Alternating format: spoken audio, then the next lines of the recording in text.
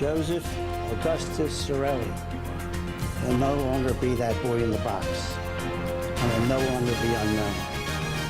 Breaking right now, the boy in the box finally has a name. Detective work and DNA technology help answer one of the biggest mysteries that has haunted Philadelphia and the world for the last 65 years. Good afternoon to you, everybody. I'm Janelle Burrell. Welcome to CBS 3 Eyewitness News at noon, streaming live on CBS News Philadelphia. And I'm Howard Monroe. The boy in the box investigation is the oldest homicide cold case in the city. Joseph Augustus Zarelli was just 4 years old when someone dumped his body in a box in a wooded area along Susquehanna Road in Philadelphia's Fox Chase section. This was back on February 25th of 1957. We know he lived in the area of 61st and Market. And detectives have been interviewing surviving family members of the little boy. Both of his parents have since passed away.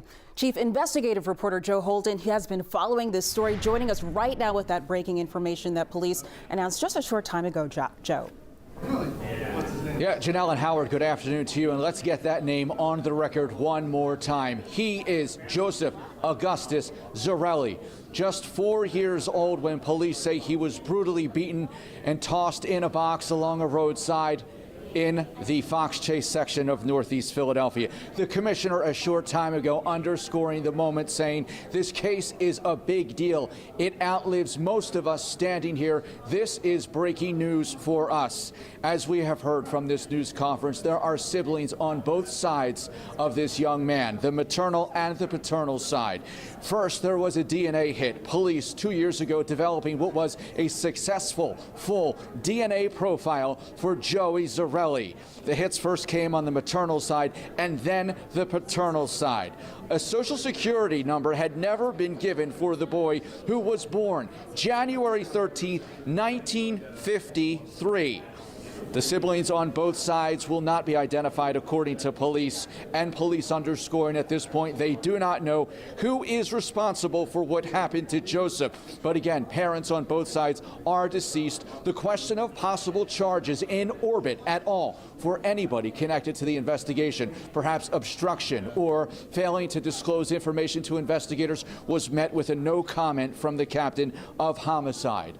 They told us that hope was always there that someone would come forward. However, police worked this case from the ground up using genealogy with the help of DNA. In the early stages, police used a death mask to get information out to the public, and then police even dressed and posed the child's body in as natural a state as possible, wallpapering the city with information. Who was this child? Again, forensic genetic genealogy is what cracked this case. Let's go ahead and bring in Captain of Homicide, Jason Smith.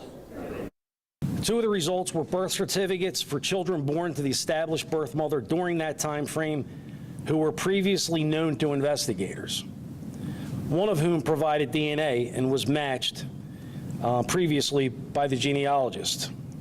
The third result was a birth certificate for a male child born to the established birth mother in 1953, which could be consistent with the approximated age of the unidentified child. The birth father was listed on the birth certificate. Detectives were able to locate and make contact with possible relatives of the child's family on the paternal side. Through additional testing, the genealogists were able to establish the birth father based on the facts presented and the conclusions of the genetic genealogists. The death certificate for the unknown child, OME number 57-0863, would be amended to reflect the child's birth name, Joseph Augustus Zarelli. So Joseph Augustus Zarelli's body was exhumed for one final time in 2019, where they obtained more usable DNA. Then in 2021, that full DNA profile was developed. A genealogist said it took 2.5 years to get data that was usable. The case was kept alive for so many years despite what was an uphill battle. The investigation into what happened, of course, continues on, as it has for almost 66 years now. But a quote from a member of the VDOC Society, quoting, "What can we hope for in life and death than to be buried under a stone bearing our own name?"